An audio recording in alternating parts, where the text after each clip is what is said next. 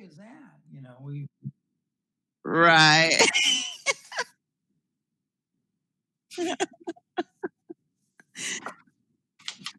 All right.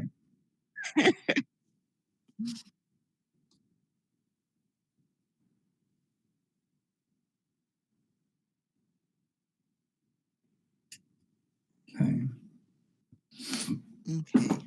And Bruce, I am following your lead once again. Okay. Well, yeah. I mean, I kind of. I feel like I take over. I don't want you to feel like that. Oh, no. Okay. All right. Good.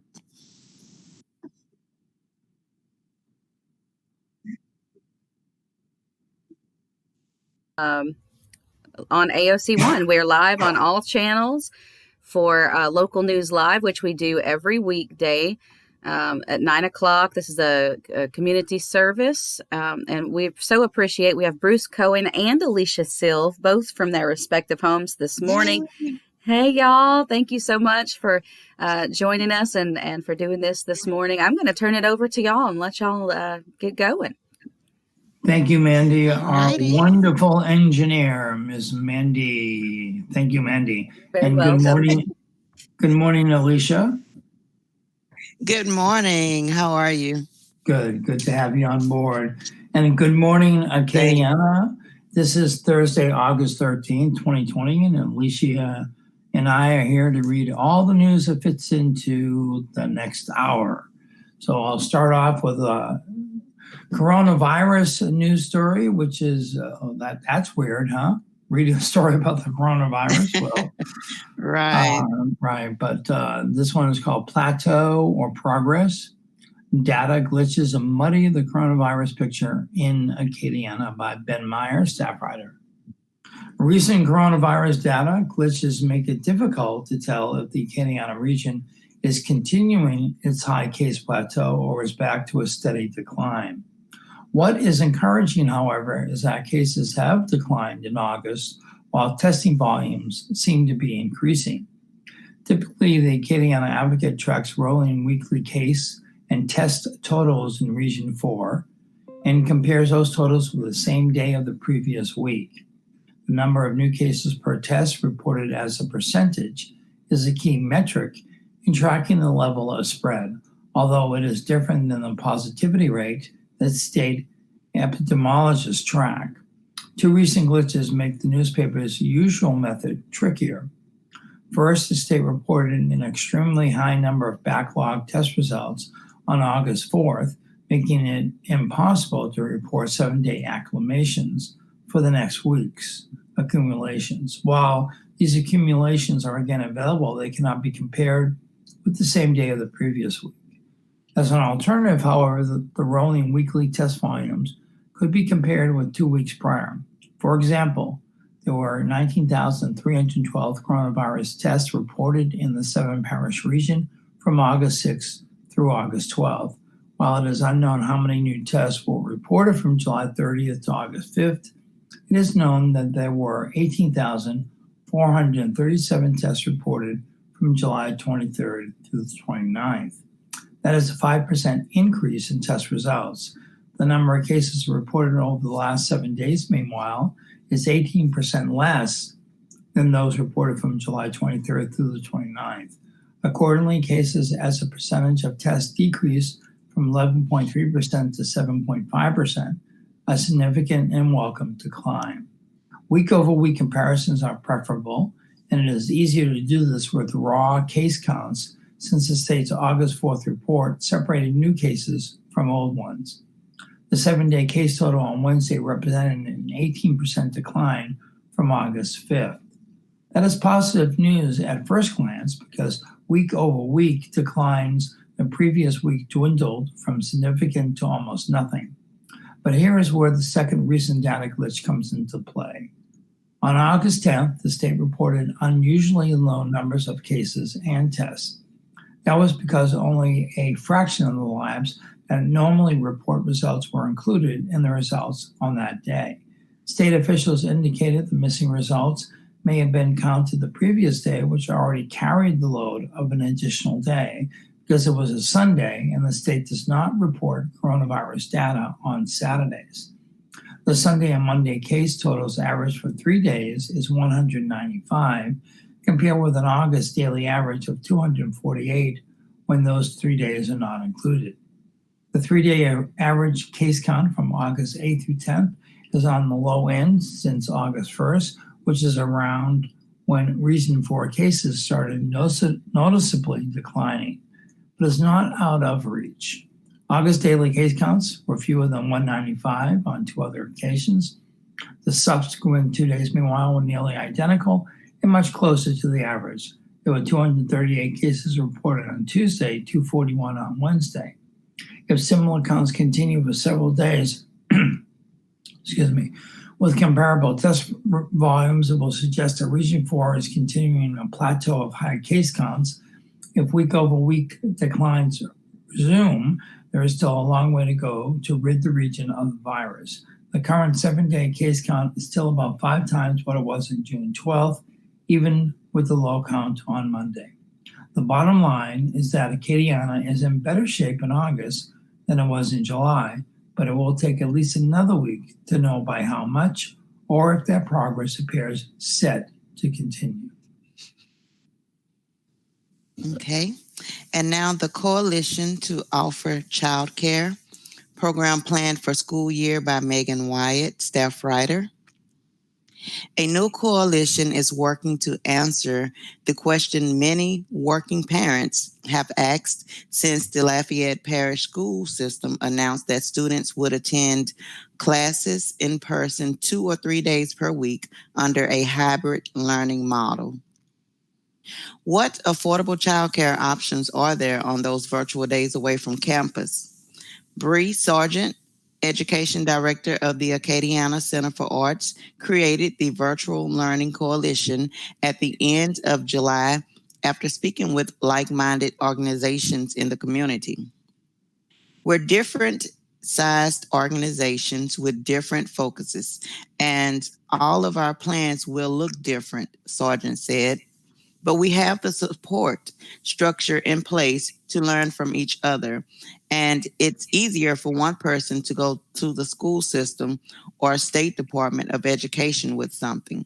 It's been extremely helpful partnership in the 2 or 3 weeks of life It's been an extremely helpful partnership in the 2 or 3 weeks of its life. Key players in the coalition include the Acadiana Center for the Arts, Boys and Girls Clubs of Acadiana, YMCA of Acadiana, and Wonderland Performing Arts. We've been asking parents what their highest priority is during our summer camps, said Fawn Hernandez, Vice President of Operations for Boys and Girls Club of Acadiana. By far, parents said the highest priority was academic success, followed by mental health. That's going to continue to be our focus as we move into the fall program. Others offering support to the coalition include the Lafayette Public Library, University of Louisiana at Lafayette, and faith-based organizations. The 10 members of the coalition are hoping to offer educational and enrichment services at affordable rates for working parents who don't have childcare alternatives. As a coalition, the barrier we've talked about the most is the cost, Sargent said. We want to do this for free. We all want to do this for free, but we just can't. That's the challenge. The hope is that there's support for this somewhere, whether through corporate sponsorships or scholarships or something. Logistics are still being finalized for some of the programs, which will adhere to guidelines set forth by the Louisiana Department of Health and U.S. Centers for Disease Control and Prevention. One of the biggest challenges for Boys and Girls Clubs will be transportation, Hernandez said. It was a problem before the pandemic and is only expected to become more challenging now that social distancing measures will tax public school buses even more. Some organizations have open enrollment in day programs, which all have limited capacity due to social distancing requirements. And those programs include Boys and Girls Club of Acadiana, $50 for fall semester, hours to be determined but expected from 7:30 a.m. to 5:30 p.m. An interest form is available at bgcacadiana.com. YMCA of Acadiana, $30 per day from 7 a.m. to 6 p.m. You can register or learn more at the YMCA of Acadiana.com or call 337-993-9622. Another program is the Acadiana Center for Arts, $30 per day, 7 a.m. to 4 p.m. with aftercare option. And you can register or learn more at the Acadiana Center for the Arts.org. And then there's the Wonderland Performing Arts program at $80 per week from 7 a.m. to 4 p.m. with aftercare options. And you can register or learn more at the wonderlandperformingarts.com. Another resource for Acadiana parents is Smartstarthelp.com. Holly Howitt, founder and director of Beacon Community Connections, created the website to serve as a hub of back-to-school plans across Acadiana. There's just a lot of chaos and uncertainty and confusion about going back to school, Howitt said. And it seemed like nobody had good answers on how to make an informed decision. Howitt, who previously worked as a project director for the Picard Center for Child Development and Lifelong Learning, said she deeply believes in public school education, but she is sending her 7th grader to private school for the first time this fall because of the pandemic. While schools were focusing on safety when it came to returning to in-person instruction, there seemed to be an unanswered question. What were working parents going to do with their school-aged children every other weekday? I do have concerns about parents being forced to choose between staying at home and missing that paycheck or having to go back to work and leave their kids unattended, Hoyt said. This is a tough choice. I'm not making judgment on anybody. The decisions people have to make are particularly hard right now. And we continue with school-related news in accordance to the coronavirus pandemic here in lovely parish of Acadiana. We just have to learn a new normal. Ascension Episcopal students and staff navigate changes as they head back to school this week by Katie Gagliano, staff writer. While Lafayette Parish Public Schools have postponed opening because of coronavirus concerns, several Lafayette private schools, including Ascension Episcopal School, welcome students back this week and are navigating new protocols prompted by the pandemic.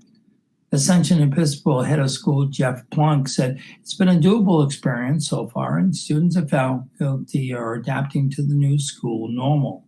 Administrators and teachers are learning to be flexible with the plans and make quick adjustments when the designs will run as smoothly in execution as they were proposed to on paper. Unstructured time like breaks, lunch, dismissal, and recess have been the biggest challenges because administrators must maintain small group sizes and can't let students roam freely like they would pre-coronavirus, Plunk said. It's all the things you never had to give any thought to, and now all of a sudden you have to give a lot of thought to it, he said.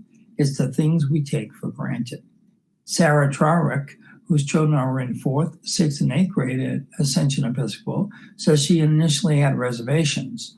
Monday, on the first day of classes, her 3 children attended classes virtually through the school's high flex model before making the switch to in-person classes on Tuesday. The all-virtual model allows most students to attend classes live from home. Pre-kindergarten through 2nd grade lessons are pre-recorded, while 3rd through 12th are streamed. Trawick said the virtual model was a good offering, but there are obvious limitations when compared with an in-person learning experience.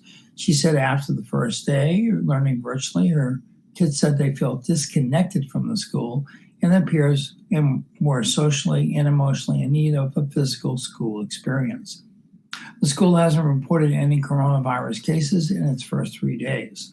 Plunk said it has one administrator tested positive before they returned to school who is in quarantine, but no other staff members have had to quarantine or isolate. The private school contracted with a third-party telemedicine company in Baton Rouge to provide on-demand testing for teachers and other faculty. The company can come to the school, test staff, and produce results within 24 hours. The goal is to provide peace of mind to staff, Plunk said. Ascension Episcopal School, which is divided into 3 campuses in downtown Lafayette, River Ranch, and Youngsville, serves about 700 students in pre-K through K3 through 12th grade. The students begin returning in waves on Monday, with all 1st through 12th grade students returning for their first full day of classes, Plunk said. The pre-K through 3 kindergarten students at the River Ranch campus will return Thursday. Other schools reopening this week include Our Lady of Fatima Catholic Church, Saints Leo Seton Catholic School, Saints Peter and Paul Catholic School, Westminster Christian Academy, Karen Crowe Catholic School, John Paul the Great Academy, Saint Cecilia Catholic School, and Saint Genevieve Catholic School. Plunk said the reopening path was somewhat smooth because the school didn't have to wrestle major access and logistical hurdles, including transportation, home internet connectivity gaps, and student device access like the public school system. Ascension Episcopal is a one-to-one Apple device school, and the school has a closed bus route that runs in its 3 campuses, he said. I think one of the benefits, if it's allowed to focus on, is the teaching and learning and put more time and effort on that instead of alternative transportation plans. How we're going to deal with kids who don't have internet access and those things, Plunk said. The small class sizes and ample campus space paved the way for the school to feel confident offering in-person learning 5 days a week while still upholding Centers for Disease Control and Prevention guidelines, he said. Continued confidence in operating in-person classes depends on families and staff agreeing to follow recommended safety guidelines and limited gatherings, even when outside of school, Plunk said. The head of school sent a letter to families on Tuesday reminding parents of a COVID-19 stakeholder agreement each was asked to sign and imploring them to remain diligent. Your cooperation is imperative. Not only do we have students to protect, but also faculty and staff. We are hearing about gatherings happening with Ascension families that may put the rest of the community at risk. If this continues and our students, parents, and faculty do not adhere to social distancing, mask mandates, or other guidelines at all times, continuing in-person school will not be possible for long, the letter said. Plunk said Ascension Episcopal can do its best, but ultimately students are only on campus from roughly 8 a.m. to 3 p.m. on weekdays. Outside of that time frame, it's up to students and families to make smart decisions. We have to be mindful that every single thing we do right now has to be purposeful and with the goal of keeping us in school, he said.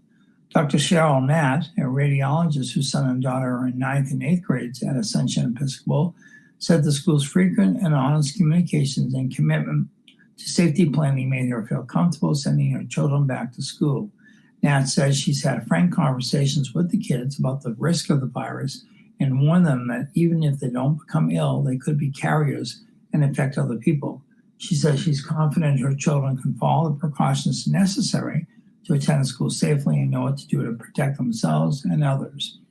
In-person classes are a better option for the kids, Nat said. She said her daughter took being away from friends and having limited social contact during the summer hard, and in the spring it was difficult for both of her children to maintain focus learning at home, even with structure. They perform better when they're around peers, she said. It's something we're going to have to live with for the rest of our lives, and we can't stop living because of this virus. We just have to learn a new normal, Nat said.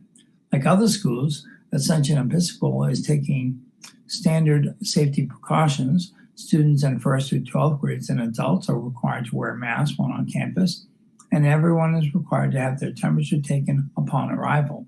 Visitors are not allowed on campus, and administrators are working to schedule any necessary deliveries or vendor visits after hours, Plunk said.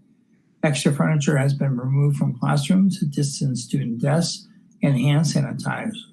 Centers for Disease Control and Prevention recommended cleaners and paper towels are available in every classroom, and roughly 30 leased hand washing stations also have been installed across the 3 campuses. Classrooms will be cleaned every day, and high-touch services like doorknobs, handrails, and bathrooms will be cleaned multiple times per day. Older students will assist when possible in wiping down their desks after use, he said. Younger students will remain in stagnant groups with enrichment teachers from music and art and other subjects rotating to their classrooms, while middle and high school students will still rotate classes. Students will have an assigned seat in each classroom to limit exposure and assist in contact tracing if a student tests positive for the virus, the school leader said. Plunk said if there's a positive case, the school will contact families of children who qualify as close contacts, those within 6 feet of the infected student for more than 15 minutes who will need to quarantine. They'll also contact other families and students in the affected child's classes as a precaution to monitor symptoms.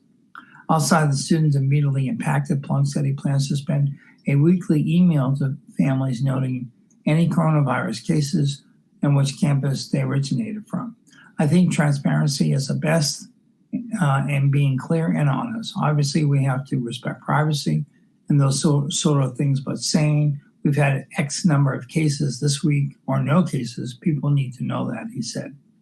The Ascension Episcopal head of school said his team does not have hard and fast rules about the threshold of cases to close a classroom, grade, or campus, but he would consult Louisiana Office of Public Health Region 4 Medical Director, Dr. Tina Stefanski, and physicians in the Ascension Episcopal School family for guidance. And now we go to our PSAs for the morning.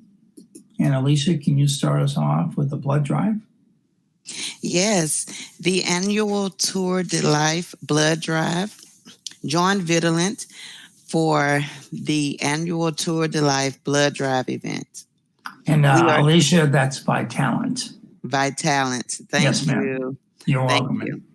We are touring Acadiana August 17th through the 22nd, giving everyone the chance to transform lives.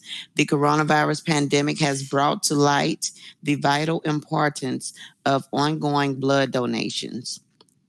All blood types are important and are needed for patient care in our area hospitals we serve. Donate August 17th through 22nd at the Vitalent Donation Center, located at 1503 Bertrand Drive in Lafayette, or at one of the many locations throughout Acadiana, which can be found at vitalent.org Tour de Life. All donors receive a t-shirt, and t-shirts are while supplies last. All successful blood donations will be tested for antibodies to SARS-CoV-2, the coronavirus that causes COVID-19. For more information, please visit vitalent.org antibody test.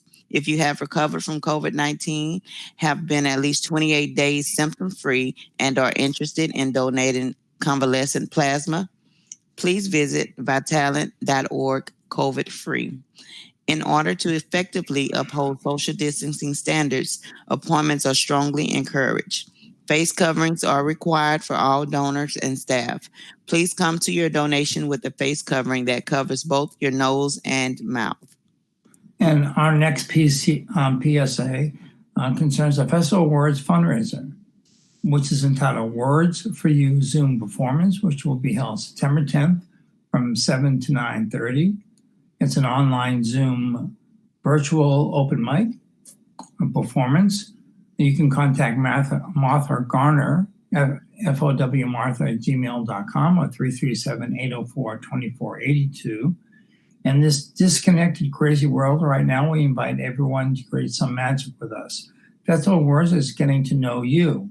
On September 10th, the Festival Words host a presentation of new original works by 45 authors.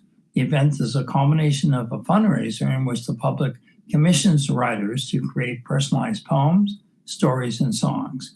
We are thrilled to have a diversity of authors, from poet laureates to beginners from Lafayette to Church Point to New York City. Come listen to these one-of-a-kind premiere performances on our online cafe. Grab a drink, snacks, and sit back for an evening of fun. Some of the presenters, including Jack Bedell, former poet laureate, Darrell Bork, former poet laureate of Louisiana, both from former poet laureates of the state, Dominic Cross, a very well-known columnist for The Advocate here in Acadiana, Charles Garrett, Toby Daspit, Cornelius Eady, Charles Claudel I Garrett, Valentine Pierce, Donnie Rose, Mona Lisa Loy, Sandra Sarr, Tim Siebels, Tyler Robert Sheldon, Margaret Simone, John Warner Smith, and many other celebrated authors. Go to the Facebook event page for Words for You. The link to the Zoom Cafe will be available the week of the event. Or again, you can contact Martha Garner at fowmartha@gmail.com. Funds raised by the Words for You contribute to the 13th Annual Festival Awards. The Festival Awards brings established authors from all over the world to Acadiana to give public readings, writing workshops in the community centers and public schools during the first week of November. These funds will help to ensure the continued expansion and success of these programs. This year's festival will be virtual and will feature graphic memoirs to Robin Ha, award-winning poet Erica Mittner, and Louisiana Poet Laureate John Warner Smith. Now back to the news. Looks like we can go right into our day in history, our half-hour break. Why don't you take that, Alicia? Yes, sir. Today in history, today is Thursday, August 13th, the 226th day of 2020. There are 140 days left in the year. Today's highlight in history. On August 13th, 1961, East Germany sealed off the border between Berlin's eastern and western sectors before building a wall that would divide the city for the next 28 years.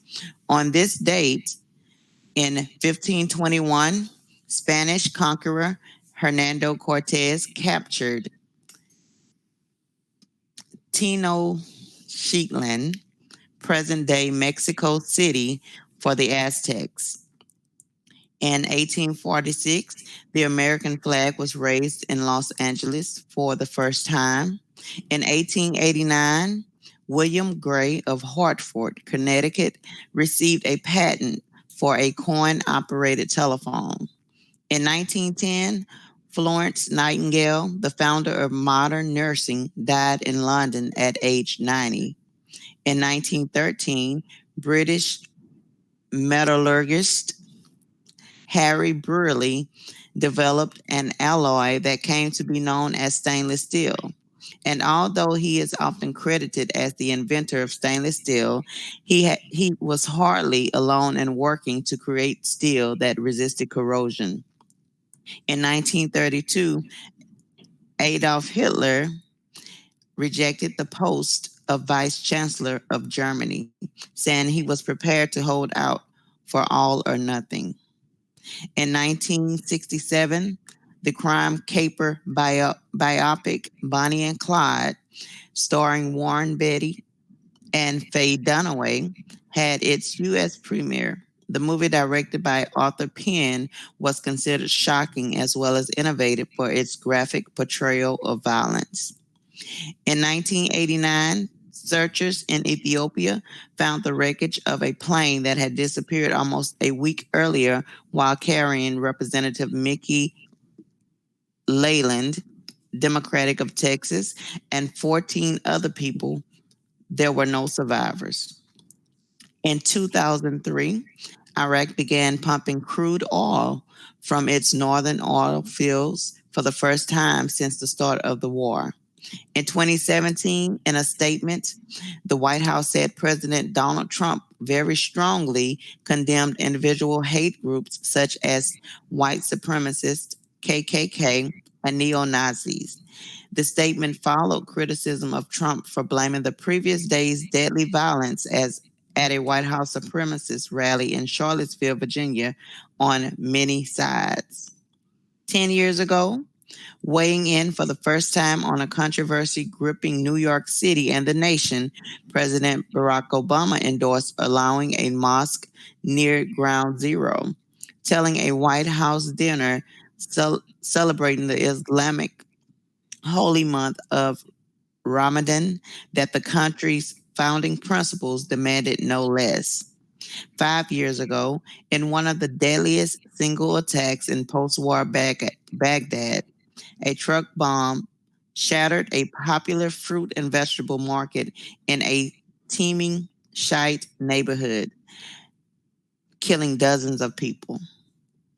And 1 year ago, Ken, the Trump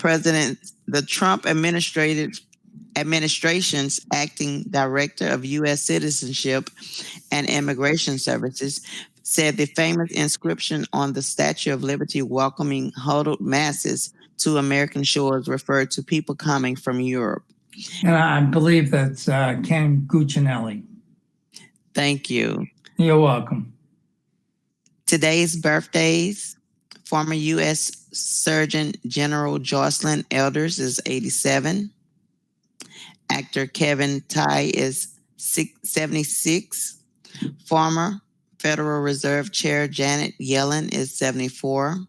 Opera singer Kathleen Battle is 72. High wire aerialist Philip Pettit is 71. Hockey Hall of Famer Bobby Clark is 71. Actor Don Lewis is 59. Actor John Slattery is 58. Actor Gregory Fatoussi is 44. Country musician Mike Malonson, Emerson Drive, is 42. Actor Catherine Fior is 41. Actor Sebastian Stan is 38. Pop rock singer James Morrison is 36. And actor Lennon Stellan is 21. Stella is 21. Looking at the zodiac for today and the funerals in the Acadiana area, or the horoscope, as I refer to it. If you're a Leo, which is July 23rd through August 22nd, you spend more time with people you look up to or who inspire you to do your very best. A show of enthusiasm will encourage others to pitch in and help you get things done. Next on the list is a Virgo, my birth sign, August 23rd through September 22nd. Focus on what you can do to make your life better, not on the things you cannot change. Personal victory comes with loving who you are and believing in what you do. Libra, September 23rd through October 23rd. Be open to suggestions. Observe what's going on around you. Take better care of yourself mentally, physically, and emotionally. Address whatever is causing anxiety and stress. Scorpios, October 24th through November 22nd. Pay attention to how you look and represent yourself. Refuse to let possessiveness and jealousy take the reins. Choose the path that makes the most sense to you. Sagittarius, November 23rd through December 21st. Take care of personal business. Make positive changes at home that will bring you closer to loved ones. Don't let your emotions betray you. Capricorn, December 22nd through January 19th.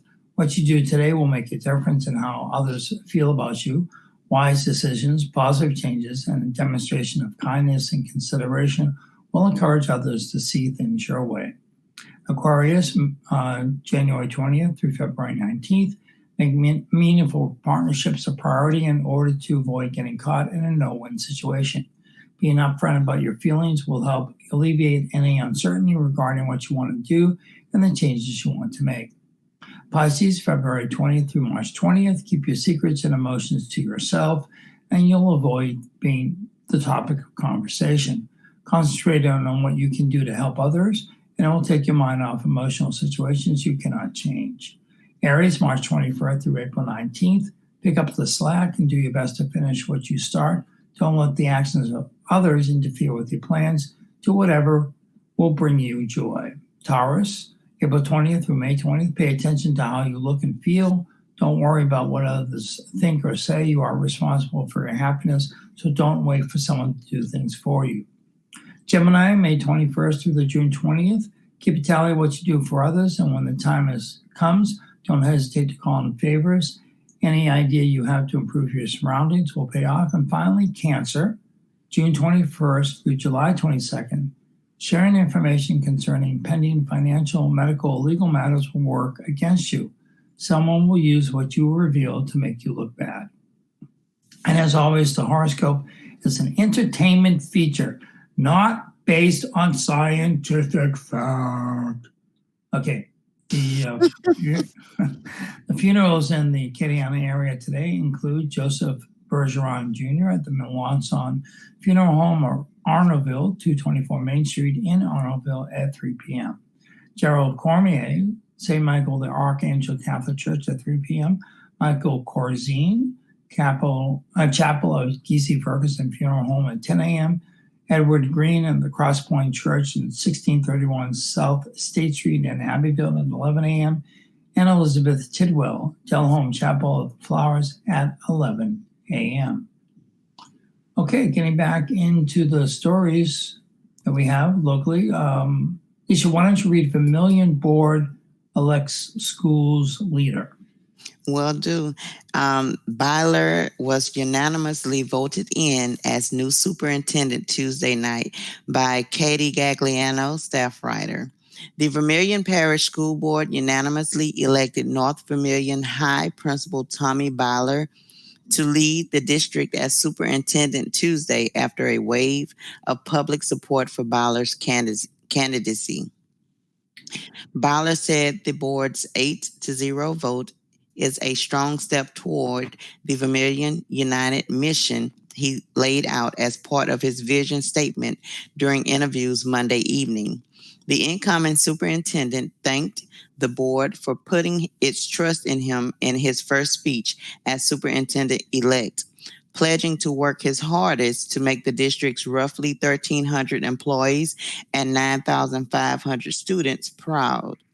Byler's election follows a contentious relationship between the board and former superintendent Jerome Pouillet, who resigned in December as a settlement with the district and school board. The relationship between the board and Pouillet soured dramatically in the past 3 years, with the board attempting to oust Pouillet and lawsuits filed between the parties. Byler said one of his top priorities is to reestablish a positive working relationship with the board. Private meetings with each board member for frank conversations about priorities, visions, and whether the relationship broke down with the previous superintendent are the first step, he said.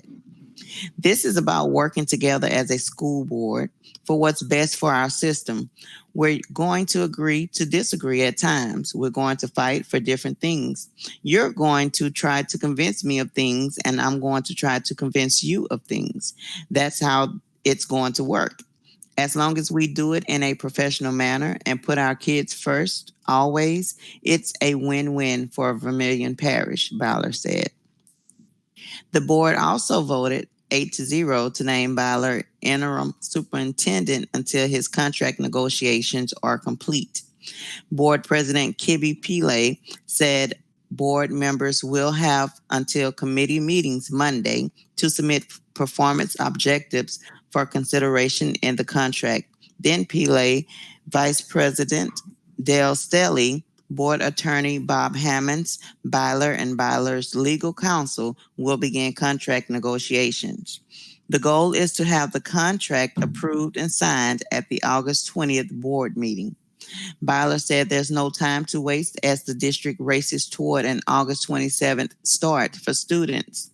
He said he plans to immediately draft a letter to the school system introducing himself as the district's new leader, then will meet with the district's 2 assistant superintendents to ensure they're aligned on the district's immediate needs and can efficiently and effectively work together. The superintendent-elect said each piece of the district's COVID-19 reopening plan needs to be analyzed independently to ensure all the components needed for success are in place. Pillay said he's excited to see Byler take the reins. The board president said outreach from constituents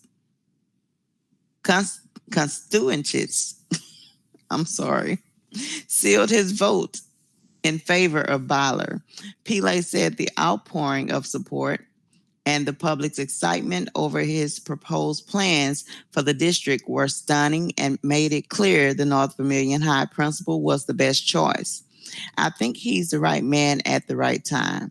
I'm very happy with the decision, especially with the board voting 8-0, which says for the first time in a long time, we're all together behind one superintendent. I think if we do that, the parish will move forward, Pillay said. Byler ran for the position against interim Superintendent Brad Prudhomme and Assistant Superintendent for Personnel and Administration Paul Hebert, also longtime Vermilion educators. The newly appointed superintendent said Prudhomme will likely return to his former position leading the Child Welfare and Attendance Department, but couldn't say for certain. Prudhomme and Hebert were absent from the meeting Tuesday because they attended a meeting with a district staffer who later tested positive for COVID-19 and were required to quarantine like most of the central office's top staffers, Pillay said. Byler said he's known both men for decades and considers them friends and assets to the district. I think both will understand what I want out of them, and they will be a huge part of the success and growth of Vermilion Parish. There's no doubt in my mind. Despite looking to the work ahead, Byler took a few moments Tuesday to absorb the emotion of the moment. He said the election was a whirlwind feeling, and he's grateful for the opportunity. Byler reflected on his belief in being in the right place at the right time and said he believes he received a signal that this was his moment. Byler said his mother died 13 years ago, and since a red cardinal has appeared on the porch of his father's home, his family takes the bird as a signal his mother continues to watch over them. About 3:00 this afternoon, my sister called and said, "You're in."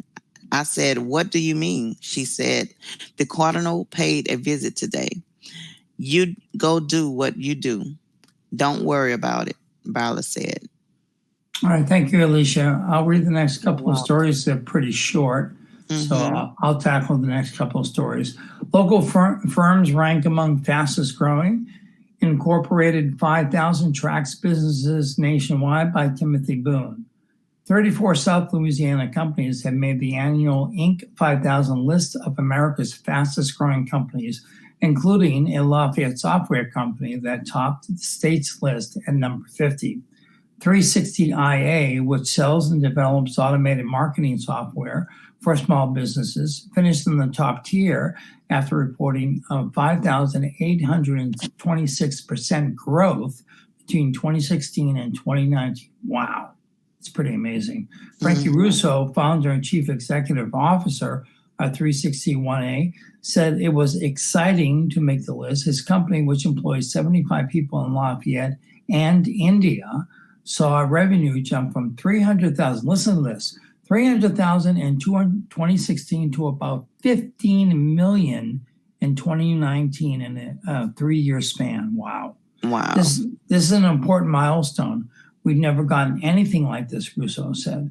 You work so hard as an entrepreneur and you want to save the company.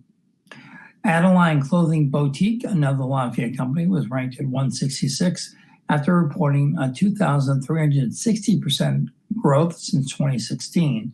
The company sells women's clothing online, with most items priced between $19 and $60.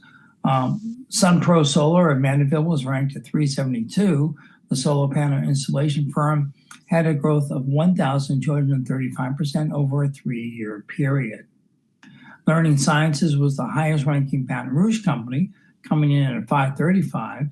The web-based learning firm had an 862% growth, following closely behind at 572 was TI Contracting Trucking Innovation, a Chalmette transportation company. It had an 820% growth. Companies submit data to make the Inc. 5000 list. In order to qualify, the businesses must have been founded and generating revenue by March 30th, 2016. Businesses must be based in the U.S. privately held, for-profit, and independent entities, not subsidiaries or divisions of other firms as of December 31st. The diocese plans boat procession for Saturday Holy Day by Ken Stickney, staff writer.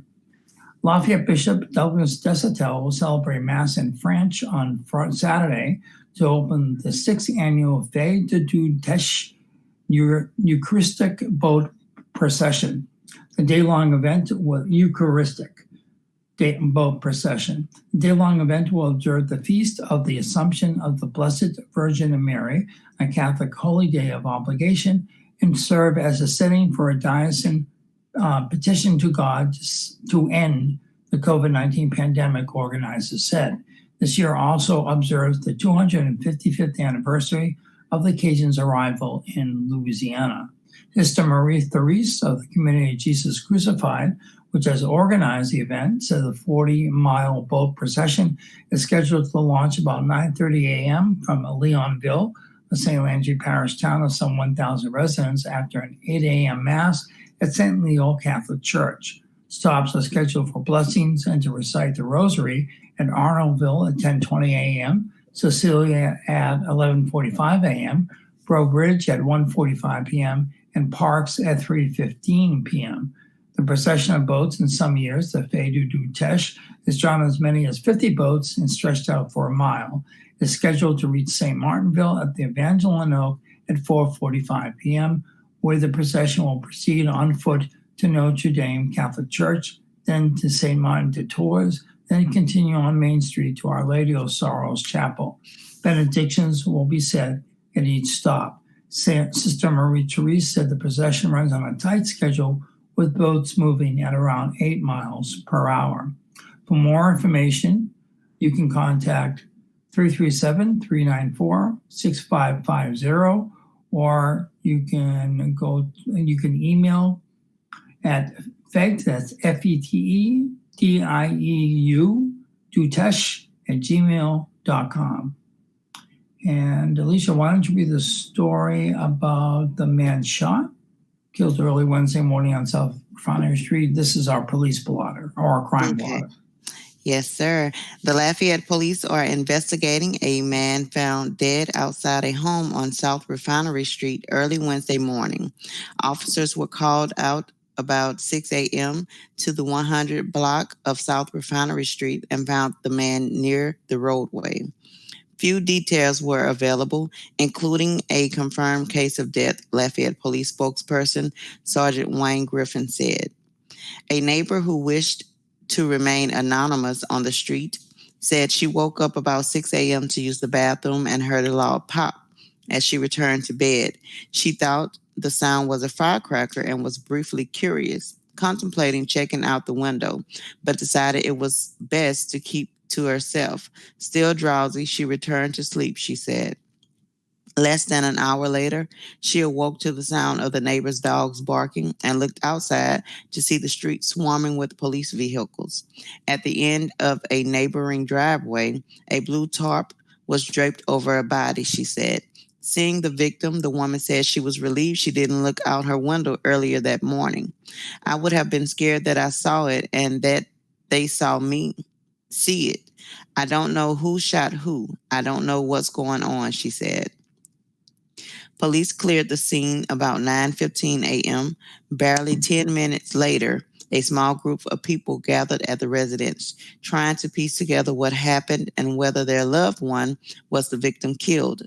One woman told neighbors her husband had been staying at the residence and asked for information, but they had few details to offer. 15-year-old fatally shot Tuesday in Crawley. There was a 15-year-old boy who was shot and killed Tuesday in Crawley's third recorded homicide of 2020, police said. Officers responded to the 1800 block of the Harry Fuselier Street about 7 a.m. after gunshots were reported and found the victim suffering from multiple gunshot wounds. Acadian ambulance was called, but officers transported the victim to a hospital themselves because of the severity of his injuries, Crawley Police Chief Jimmy Broussard said. The boy later died at the hospital.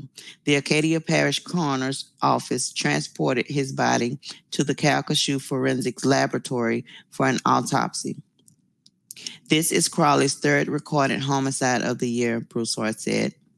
And on May 15th, a juvenile boy was shot and killed near the intersection of West 10th Street and Northwestern Avenue. On July 7th, Malik Broussard was shot and killed on the West 8th Street. Jarvis Von Keith Harmon, Jr., 21, was booked on a count of second-degree murder in Broussard's death. If anyone has any information on the Tuesday homicide, they are asked to contact Crawley Police at 337-783-1234 or Crime Stoppers of Acadia Parish at 337-789-8477. Okay, now we'll go on to some sports stories. Cajuns add Iowa State to football schedule. Cyclones replace Wyoming on 2020 slate by Kevin Foote, staff writer for The Advocate and usually writes the sports. UL's persistent efforts to maintain a 12-game football schedule for the 2020 season continue Wednesday with the announcement that the Raging Cajuns will play at Iowa State on September 12th, my birthday, in Ames, Iowa. Iowa State is ranked number 25 nationally in the USA Today preseason coaches poll. It will be the first time the Cajuns meet the Cyclones in football. The last time the Cajuns played at Big 12 school was Kansas State in 2013. The Cajuns have one win over a Big 12 opponent, beating Kansas State 17-15 in 2009 at Cajun Field. The Cajuns' originally scheduled September 12th home game against Wyoming was eliminated when the Mountain West announced early this week it would cancel all fall sports. Before that, UL's November 21st road game against Missouri was canceled when the Southeastern Conference announced a conference-only schedule for the 2020 season. That hole in the Cajun schedule hasn't been filled. UL Athletic Director Brian McGard said tentative rescheduling discussions began 2 weeks ago before the Mid-American Pac-12 and Big Ten announced they were not playing football this fall. On August 4th, the Sun Belt Conference announced it will use an 8+4 model, meaning league members will play 8 conference games in addition to as many as 4 non-conference games if possible. UL coach Billy Napier said Wednesday the Cajuns still plan to open the 2020 season against McNeese State on September 5th at Cajun Field. The Cajuns are then slated to open league play against Georgia State on September 19th in Atlanta. Iowa State opens Big 12 play at TCU on September 26th, 2 weeks after the UL game. The Cyclones were 7-6 last season. And, the article continues. And 5-4 in Big 12 play before falling to Notre Dame 33-9 in the Camping World Bowl. Iowa State hammered UL Monroe 72-20, but lost tight games to Iowa 18-17, Baylor 23-21, and Oklahoma 42-41. It was the third straight winning season under Coach Mike Campbell. Since joining the Big 12 in 1996, Iowa State's only enjoyed 4 winning seasons. This will not be an easy trip on paper for the Cajuns. The Cyclones returned 5 starters on offense and 9 on defense, but 2019 might have been the best offense in school history. Iowa State finished the season 11th nationally with 311.3 yards per passing game, 27th in total offense with 444.3 yards, and 39th at 32.2 points per game. Quarterback Brock Purdy completed 65.7% of his passes for 3,982 yards, with 27 touchdowns and 9 interceptions. Sophomore running back Brees Hall took control of the rushing attack later in the freshman season, finishing with 897 yards and 9 touchdowns on 186 carries. Perhaps the most unique thing about Iowa State's offense is its heavy reliance on tight ends. The trio of Charlie Kohler, Chase Allen, and Dylan Schoner combined for 75 receptions for 971 yards and 10 touchdowns last season. Defensively, Iowa State is led by fifth-year defensive end Jaquan Bailey with 18.5 career sacks. And that about wraps up our news and everything else, sports and day in history, all that is wrapped up. And just in time for our broadcast to end. Isn't that great, Alicia? Awesome. Yeah, we did it. We did it. We missed one story about the levees, but that I'm sure that levee story will pop up again in the near future. Because it's that time of the year when we're concerned about hurricanes and stuff. But as always, it was a pleasure reading with you, Alicia. Yes. It's really nice. Yeah, it's nice to have a co-reader. And we appreciate you listeners out there. We do this broadcast every Monday through Friday from 9 a.m. to 10 a.m. For our visually impaired community, but also for our community of our public community who doesn't get access to the local news or our newspaper and don't have access to the news cycle. So we appreciate you tuning in and listening. You can find us on our TV stations, the 3 or 4 TV stations we have going locally. You can find us at YouTube on AOC Community Media and online. Our streaming radio service is Cypress Street Radio. That's CYPRESS Street Radio. So we appreciate you tuning in. You have a good morning. Alicia, any other final words? Thanks for tuning in. And as always, it's a pleasure reading.